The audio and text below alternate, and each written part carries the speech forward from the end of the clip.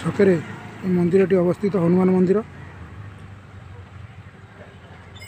ଦୀର୍ଘ ବର୍ଷ ହୋଇଯାଇଥିଲେ ମଧ୍ୟ ଏହାର ପୁନରୁଦ୍ଧାର ହୋଇପାରିନାହିଁ। ତେଣୁକରି ଆପଣମାନଙ୍କୁ ଅନୁରୋଧ, ଆପଣ କିଛି ଆର୍ଥିକ ସହଯୋଗ କରନ୍ତୁ। ଏ ମନ୍ଦିରର ପୁନରୁଦ୍ଧାର ନିଶ୍ଚିନ୍ତ ରୂପରେ ହେବ।